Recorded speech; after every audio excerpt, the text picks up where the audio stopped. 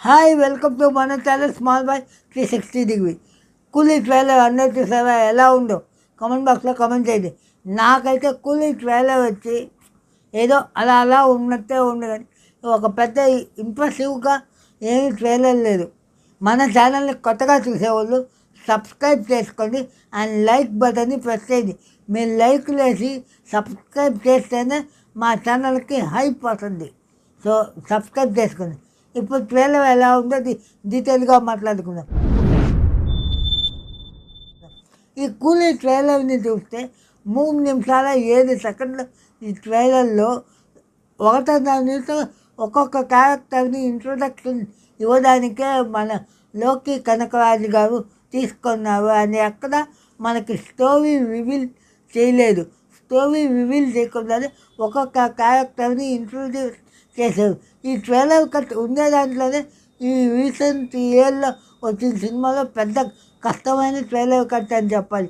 ఏమంటే చాలా పెద్ద క్యాస్ట్ అనుకో ఉంది, అందరినీ ట్రైలర్లో పెట్టాలి, అందరికీ ఇంపార్టెన్స్ ఇవ్వాలన్నప్పుడు ఇలాంటి ఒక ట్రైలర్ ఎక్స్పెక్ట్ చేశాను నేను ఆల్రెడీ.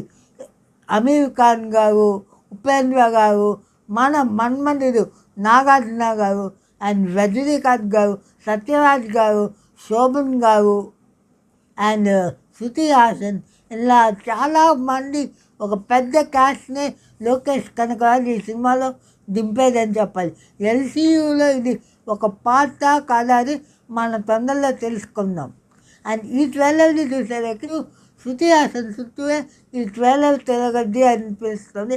అండ్ మన మన్మధుడు నాగార్జున గారిని ఒక పెద్ద రాక్షసులాగా ఈ సినిమాలో లోకి కనకరాజు చూపిస్తారు అని తెలుస్తుంది. ఇప్పుడు దాకా మన్మధుడి కెరియర్లోనే ఒక బిగ్గెస్ట్ టర్న్ అరౌండ్ సినిమాగా ఈ కూలీ ఉండబోతుంది మన కింగ్కి అని చెప్పొచ్చు. రజనీకాంత్ గారిని యాజ్ యూజువల్ ఎప్పుడులాగే చూపించేవి. సత్యరాజ్ గారి క్యారెక్టర్ ఏదో ఒక హిడెన్ ఇదిగా ఉంది, అది ఏంటని తెలియలా.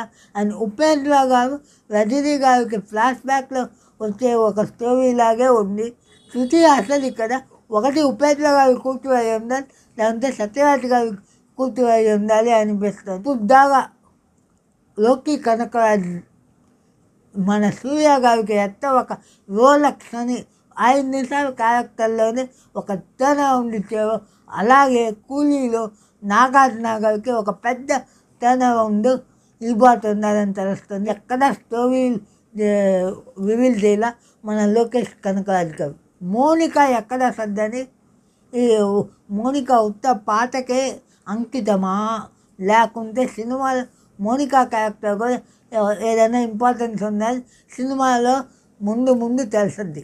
ఈ సినిమా ట్రైలర్లో ఒక యాక్షన్ అంతగా లేదు, కానీ ఈ సినిమాలో ఏ సర్టిఫికేట్ ఇచ్చేవి కాబట్టి పెద్ద యాక్షన్ ఎపిసోడ్సే ఉంటాయి అనిపిస్తుంది. అండ్ మన బక్కోడు గట్టిగా వేసేది అనిపిస్తుంది.